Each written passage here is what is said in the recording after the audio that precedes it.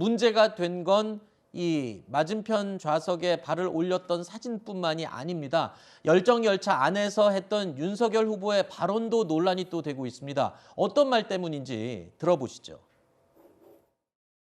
허위 보도에 대해서는 사법 절차 이런 걸 통해서 시간이 걸리더라도 반드시 확실한 책임을 지운다. 진실을 왜곡한 기사 하나가 그 언론사 전체를 파산하게도 할 수 있는 그런 강력한 그 시스템이 우리의 언론 인프라로 자리를 잡았다면은 공정성이니 뭐 이런 문제는 그냥 자유롭게 풀어놔도 전혀 문제가 없다고 봅니다. 이제 미국 같은 경우는 좀 규모가 작은 지방 언론사는요, 그런 허위 기사 하나로 회사가 가는 경우도 많이 있습니다.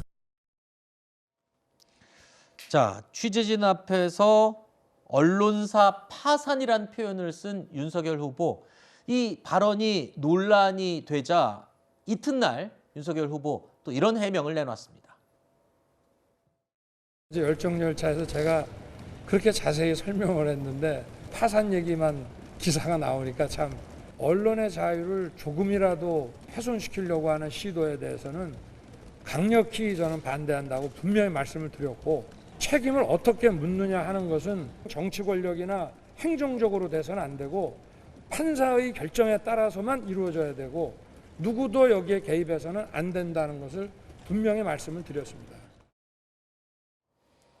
자, 윤석열 후보의 발언입니다. 자, 언론 책임을 강조했던 발언이었다라는 이 뜻이 이해는 됩니다. 하지만 이 언론사 파산 뭐 이런 극단적인 표현을 쓴 것은 조금 문제가 있는 게 아니냐라는 지적이 나오고 있습니다. 장 변호사님, 네. 사실 과거에 윤석열 후보가 문제 있는 실언을 좀 자주 하긴 했었는데 최근까지는 좀 조용했었거든요. 네, 대단히 자중하는 느낌도 있었는데요. 본인이 이렇게 기자분들과 즉문즉답을 한다거나 본인의 생각이 좀 가감없이 정제되지 않은 채로 드러날 수밖에 없는 그런 즉흥적인 상황에서는 굉장히 실언이 많았습니다. 그런데 이 부분이 이어졌을 때 이게 단순히 언론사 파산이라는 단어를 채택했기 때문에 문제인 거 아닙니다. 전 언론사를 바라보는 그 문제의식과 그 이념의 좀 많은 부분을 좀 평가해야 되지 않을까라는 생각이 드는 게, 국민의힘 측에서 언론중재법 개정안을 논의할 때 손해배상액을 실제 손해의 5배까지,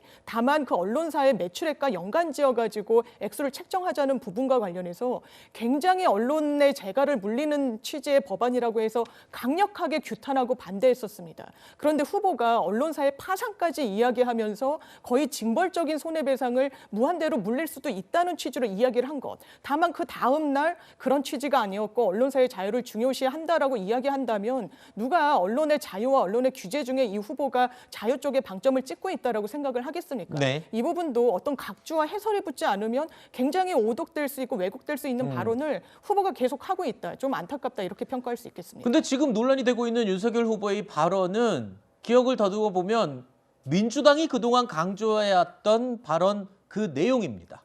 자, 윤석열 후보의 발언은 당의 기조와도 배치가 되는 게 아니냐는 지적도 있었는데, 국민의힘은 그동안 허위 조작 보도에 대해서 징벌적인 손해배상을 가하자는 이 민주당 측의 언론중재법 개정안에 강력하게 반대를 해왔었죠.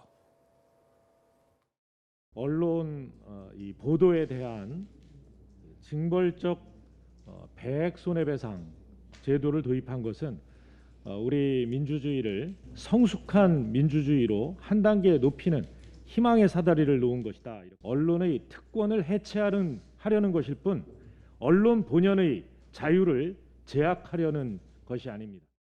언론은 버젓이 가짜 뉴스를 계속 보도하고도 아무런 책임을 제대로 지지 않는다는 것은 대단히 불공정한 일입니다. 자, 들으신 것처럼 윤석열 후보의 발언이나 민주당 의원들의 발언, 내용이 비슷한 거잖아요. 결국 같은 말 아닙니까? 네, 뭐 언론의 책임과 언론의 자유, 뭐 양쪽 하나만 선택할 수 있는 문제는 아니죠. 네네. 또 언론의 책임도 당연히 필요한 부분이고요. 다만 윤석열 후보가 직접 이렇게 해명을 한 것처럼 이게 행정 권력이 아니라 법원의 판단에 따라서 언론이 책임을 져야 된다라는 거에 조금 더 중점이 가 있는 그런 발언이고요. 그리고 또 이제 윤석열 후보 스스로도 저희가 언론중재법에 동의하지 않는다라는 것은 이미 충분히 설명을 한 바가 있습니다. 네. 특히 우리나라 같은 경우는 미국과 다르게 징벌적 손해배상 제도를 보편적으로 채택하고 있지 않지 않습니까? 그러다 보니까 이런 상황에서 언론에 대해서만 징벌적으로 손해를 지도록 하는 것은 좀 맞지 않다라는 설명을 이미 내놓은 바가 있기 때문에 네. 그 징벌적 손해배상제가 일반적으로 인정되는 미국의 하나의 사례를 든 거다. 이렇게 이해해 주시면 좋을 것 같습니다. 알겠습니다. 자, 온 국민이 지켜보고 관심을 갖고 있는 대선 후보들입니다. 그 한마디 한마디 말의 무게 그리고 행동 하나하나에 그 깊은 뜻이 담겨져 있고 또 뜻이 입혀진다는 점을 생각을 해야 될 것 같습니다. 자, 오늘 저희가 준비한 다음 Q&A로 계속 이어가 보겠습니다. 만나보시죠.